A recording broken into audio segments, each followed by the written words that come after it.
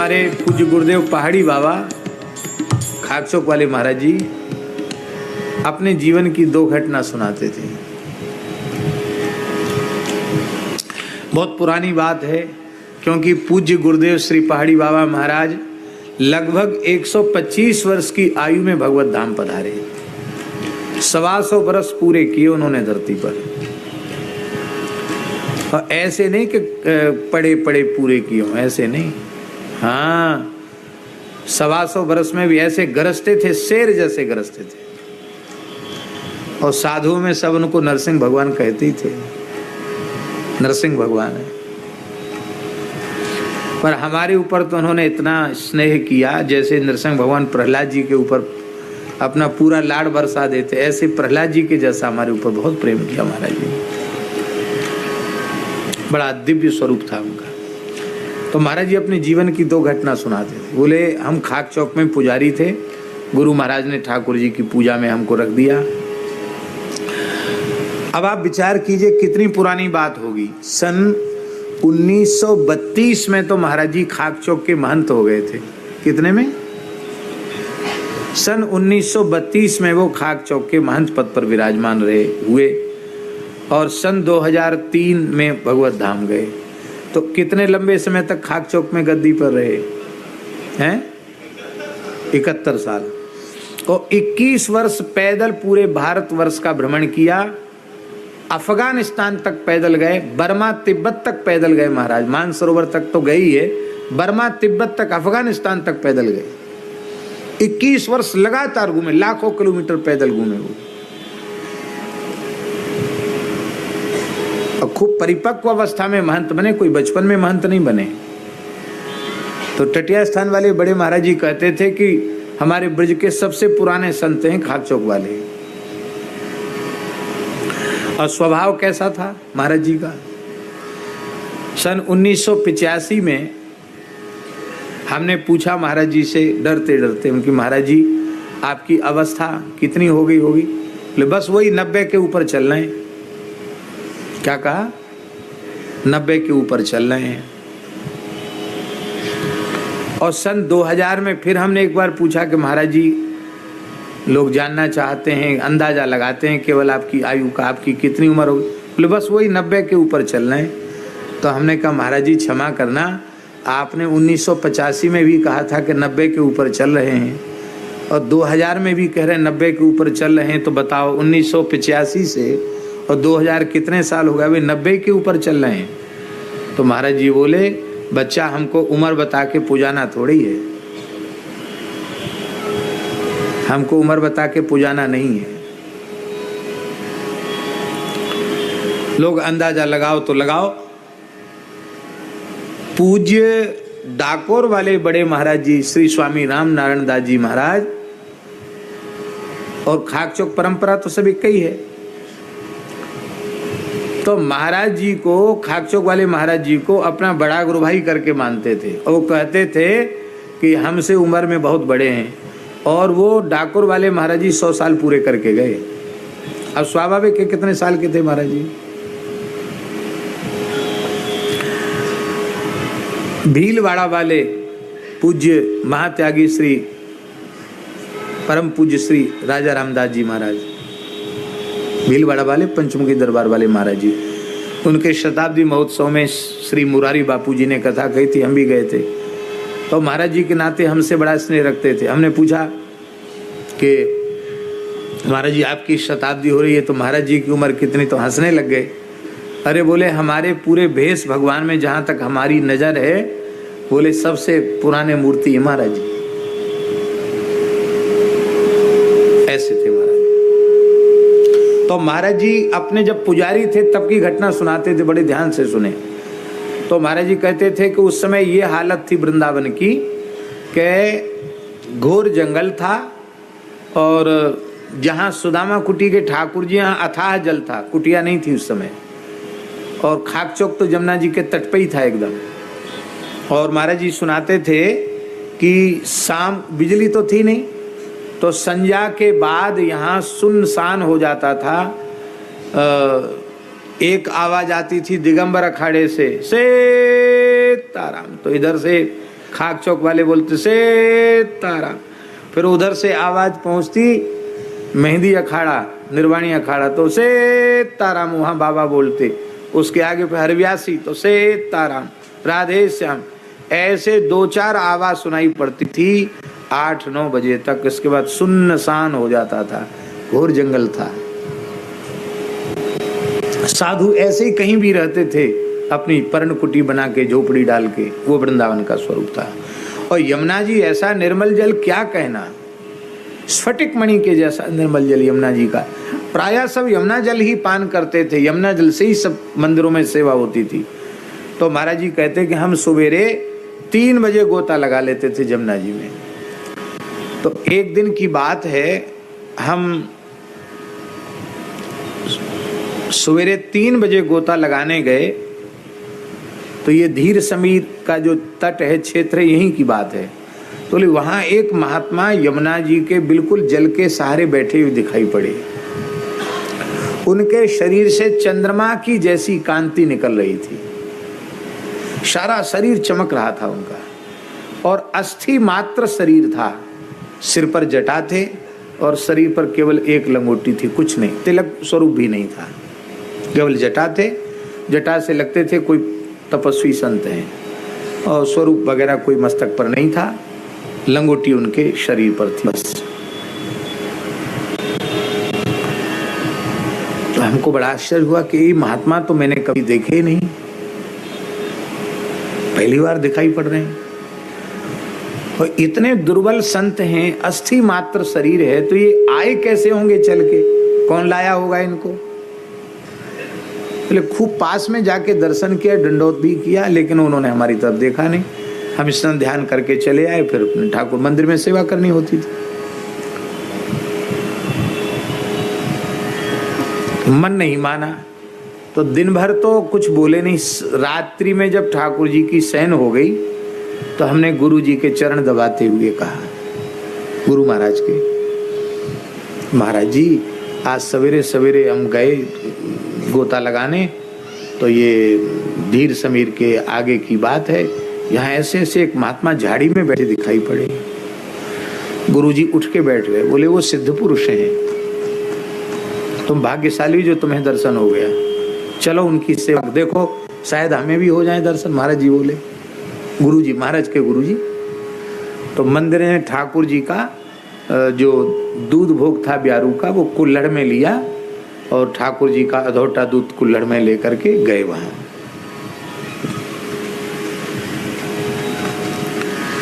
तो महाराज जी के गुरुजी ने भी साष्टांग किया उनको, महाराज जी ने भी साष्टांग किया, और बड़ी प्रार्थना की कि महाराज कुछ बोलो सही। तो उन संत ने नेत्र खोले और देखा, और देख करके कहा, बच्चा राम राम करो, यहाँ विक्षेप मत करो। तो महाराज जी के गुरुजी ने कहा कि आपका पहले कभी ब्रज में दर्शन नहीं हुआ, आप कहाँ से पधारे हैं और ऐसे कैसे यहाँ तक आए। तो उन्होंने कहा कि मैं अपने संकल्प से यहाँ आया हूँ, क्योंकि मेरा शरीर कहीं आ जा नहीं सकता, योग बल से मैंने संकल्प किया और मैं यहाँ आ गया। आप आहार क्या लेते हैं? तो वे संत बोले कि मैं केवल वायु का ही आहार करता हूँ और कोई चीज धरती की ग्रहण नहीं करता हूँ। तो महाराज जी आप आए कहाँ से? तो उन्होंने कहा मैं यमुनोत्री के ऊपर निवास करता हूँ। क्या कहा? यमुनोत्री के ऊपर निवास करता हूँ, यमुना जी की शरण में निवास करता हूँ। तो फिर महाराज के गुरुजी ने पूछा, महाराज जी आपकी आयु क्या हो गई है? उन्होंने कहा, बच्चा जानकर क्या करोगे, विश्वास तो करोगे नहीं। कहा नहीं करेंगे महाराज। बोले यमुनोत्री के ऊपर तपस्या करते करते मुझे 10,000 वर्ष व्यतीत हो गए।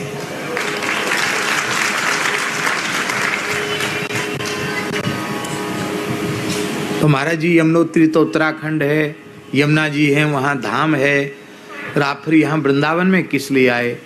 इतना सुनते ही उनके नेत्रों से आंसू बहने लगे और बोले, बच्चा साधन भूमि है उत्तराखंड और फल भूमि है वृंदावन। हमने जमुना जी के तट पे रह के इसलिए साधन किया जहां से जमुना जी का उद्गम हुआ। कि हमें ब्रजवास मिल जाए। अब श्री यमुना जी ने कृपा करी है, मैं अपने देह को ब्रजरज में विलीन करने के लिए यहाँ आया हूँ। पर तुम इस संवाद को किसी से कहना नहीं, क्योंकि तुम्हारे शिष्य को पुजारी को दर्शन हो गया और आपको दर्शन हो गया, बाकी कोई मुझे अपनी आंखों से देख नहीं सकता है मेरी इच्छा के बिना, और किसी से कहना नहीं। और कल बैशाख शुक्ल एकादशी है, सवेरे 3 बजे ही हम यमुना जी की रज में विलीन, यमुना जी के जल में रज में विलीन होंगे, ये कहा उन्होंने। तो महाराज जी कहते कि हमारे गुरु जी ने कहा कि सरकार आप कुछ लेते तो नहीं हैं, पर हमारे ठाकुर जी की, गोपाल जी की गैया का दूध है और ठाकुर जी का शयन भोग है, आप, गुरु महाराज के शब्द हैं, पहाड़ी बाबा बोले, गुरु जी ने कहा आप चुवन्नी भर ले लो। चुवन्नी भर माने चुवन्नी जानते हैं ना, चुवन्नी, तो आप चुवन्नी भर ले लो, नेक्स्ट 100 ले लो। तो उन्होंने हाथ में कुल्हड़ लिया और होठ से लगाया, पता नहीं पिया कि नहीं पिया, कितना पिया या खाली होठ ही लगाए, और बस ऐसे करके महाराज के गुरुजी को दे दिया। महाराज जी कहते हमारे महाराज ने भी प्रसाद लिया, बचा हुआ हमको दिया। और अब चटपटी लगी, किसी को कहना तो है नहीं, तो गुरुजी के साथ सवेरे ठीक 3 बजे फिर पौने 3 ही बजे वहाँ पहुँच गए। वहाँ क्या देखा, वो गए यमुना जी में खिसक कर वे संत, और ऐसे यमुना जल का आचमन किया, और जल में बैठे बैठे देह सहित रज में जल में विलीन हो गए। महाराज जी कहते ये घटना हमने अपने आंखों से देखी है, शरीर का कहीं चिन्ह भी नहीं दिखाई पड़ा। दूसरी घटना सुनाते ब्रज की महिमा की। महाराज जी कहते ये तो हम पुजारी थे तब घटित भई, और ये दूसरी घटना तब घटित हुई, गुरु महाराज का शरीर नहीं था, हमको महंत बना दिया था लोगों ने, घेर घार के, हम तो घूमने फिरने वाले मूर्ति, जबरदस्ती महंत बना दिया। हमारे गुरु भाई लोग थे, कहते नहीं गुरु जी की आज्ञा थी कि पुजारी को ही बनाना, तो अब आपको तो बनना पड़ेगा, तो जबरदस्ती महंत बना दिया। तो महंत बन गए, बीच बीच में भाग भी जाते थे, ठक्कड़ों का ऐसा ही होता है। तो बोले एक महात्मा आए खाक चौक में, बोले मैं एकांत साधन करना चाहता हूँ। तो महाराज जी बोले भाई यहाँ तो संत निवास है, अलग से कोई ज़्यादा व्यवस्था नहीं है, तो आप छत पर मढ़ैया डाल लो। बोला ठीक है। तो धूना घर के छत के ऊपर उन्होंने मढ़ैया डाल ली और वहीं रहते थे। 4 महीना रहे वो, और पूरा आषाढ़ सावन भादों कुवार कार्तिक तक रहे, और कार्तिक पूर्णिमा होने के बाद महाराज जी को दंडोत किया, और दंडोत करके बोले अब हम जा रहे हैं। महाराज जी कहते सप्ताह में 1 दिन पतली खिचड़ी खाते थे वो। कितने? 7 दिन में 1 दिन पतली खिचड़ी खाते थे, और बाकी केवल जल पर रहते थे। कहते ऐसे ऐसे महात्मा देखें, कैसे महात्मा थे। अखंड भस्म धारण करते थे शरीर में, अखंड विभूति चढ़ाते, और 7 दिन में 1 दिन खिचड़ी लेते, शनिवार के शनिवार खिचड़ी लेते थे। तो उनके रहने से बहुत मन में प्रसन्नता थी, दिनों रात ध्यान में बैठे रहते, भजन में बैठे रहते। तो भजनानंदी मूर्ति कहीं किसी स्थान में रहता है तो स्थानधारी को भी प्रसन्नता होती, चलो माला फेर रहा, साधु रह रहा है, अच्छी बात है। और सब प्रपंच करने वाले तो बहुत मिलेंगे, भजन करने वाले लोग नहीं मिलते जल्दी। तो महाराज जी कहते हमारा मन था कि ये संत हमेशा विराजें, लेकिन बोले नहीं नहीं, हम तो बहुत दिन रह गए, चातुर्मास हमारा हो गया, अब हम उत्तराखंड जाएंगे। बहुत मनाया, नहीं माने तो ठीक है, जैसी महाराज हरी इच्छा। भेंट विदाई तो उन्होंने कहा धाम क्षेत्र में ली नहीं जाती, और हम पैसे का स्पर्श करते नहीं, द्रव्य का स्पर्श नहीं करते, वाहन में भी नहीं चढ़ते, हम पैदल ही चलते हैं, वाहन में चढ़ते नहीं है, द्रव्य का स्पर्श हम करते नहीं। बहुत आनंद से आपके यहाँ रहे, अब हम जा रहे हैं। चले गए, और जाने के बाद 3-4 घंटे बाद शाम को लगभग 5 बजे के करीब वो दंडोत करके गए होंगे, शाम को पंजा को 5 बजे। और 4-5 घंटे मन रात्रि को लगभग 10 बजे के करीब वो फिर लौट के खाक चौक आ गए। हमें बड़ा आश्चर्य हुआ कि इतना मनाया तब तो माने नहीं, आप फिर चले आए यहाँ, शायद हो सकता है कोई बात होगी। आओ आओ आओ गुरु भाई दंडोत, आओ बिराजो। वहाँ बैठ के आसन लग गया। बोले महाराज एक बात पूछें, आप बुरा तो नहीं मानोगे? हाँ, काहे बुरा मानेंगे, कहिए महाराज जी क्या बात है। बोले हमारे रोकने पे तो आप रुके नहीं, आप फिर लौट के कैसे आए? बोले हमारा एक अपराध धाम के प्रति बन गया था, उसका प्रायश्चित करने आए। कैसे? बोले हमारे मन में 4 महीना वृंदावन में रह के ये भावना आ गई कि यहाँ तो लड्डू कचौड़ी खाने वाले, तस्मई मालपुआ खाने वाले साधु हैं, भेंट दक्षिणा लेने वाले साधु हैं, यहाँ भजनानंदी साधु नहीं हैं। तो क्या ऐसे लोगों के बीच में रहना, उत्तराखंड में रहेंगे, ये मेरे मन में आ गया। तो मन में सोचे 4 महीना रहे वृंदावन परिक्रमा नहीं की, आज परिक्रमा कर लें। तो परिक्रमा करते हुए रमण रीति पहुंचे। रमण रीति हम लोगों के समय में भी रमण रीति में कोई बिल्डिंग नहीं थी, सब रज थी वहाँ, केवल 12 घाट स्थान था पुराना और सब वहाँ रज थी। आपने तो देखा ही है पुराना समय। हमने कच्ची परिक्रमा वृंदावन की करी है, सन 1981-82 की बात बता रहे हैं। तो महाराज जी बोले वहां बैठ के हमने मानसी सेवा की, सीताराम जी की मानसी में सेवा की। मानसी सेवा होते ना, संत लोग करते, मन में ही सारी सेवा करते हैं। तो मैं मानसी सेवा की और 1-1.5 घंटे सेवा करके वहां से मैं चला। तो जुगल घाट जैसी आया तो एक महात्मा मिले। वो महात्मा बैठे थे, गुदड़िया सी ओढ़े थे और जुगल घाट के पास एक लता के नीचे बैठे थे। ए बाबा इधर आओ, इधर आओ। पहुंचे, बोले एक बात हम तुमसे पूछें, बुरा तो नहीं मानोगे? नहीं नहीं, बुरा क्या है कुमारी, पूछिए। बोले राम जी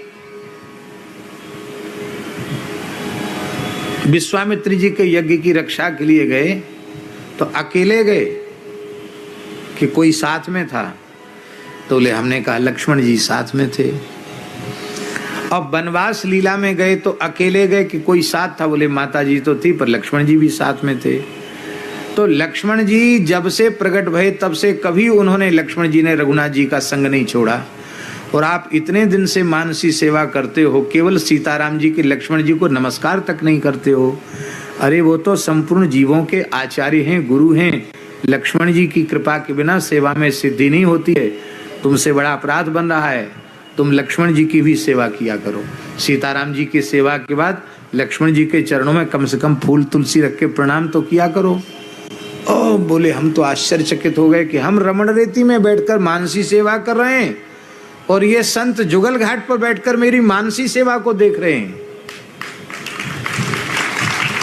और हम लक्ष्मण जी का आदर नहीं करते। बात तो पक्की है, हम तो बहुत समय हो गए लक्ष्मण जी का ध्यान ही नहीं करते। बोले ये अपराध बन रहा है आपसे। तो हम रोने लगे कि महाराज जी आप तो बड़े सिद्ध पुरुष हैं। तो हंसकर बोले बच्चा भूल में मत पड़े, ब्रजमंडल सिद्धों की सराय है। क्या कहा? तुम जो अपने मन में भाव लेके जा रहे हो ना कि सब लड्डू कचौड़ी खाने वाले हैं, लड्डू कचौड़ी खाने वाले नहीं, यहाँ तो भिखारियों के रूप में भी सिद्ध बैठे हैं, पागलों के रूप में भी सिद्ध बैठे हैं। ये वृंदावन सिद्धों की सराय है। अभाव लेके मत जाओ, कुछ दिन रहो, राम राम करो। अब देखो भला लक्ष्मण जी को भूलना नहीं, लक्ष्मण जी का भजन, लक्ष्मण जी को भी फूल तुलसी चढ़ाया करो। सो महाराज ये लीला आज घटना घट गई।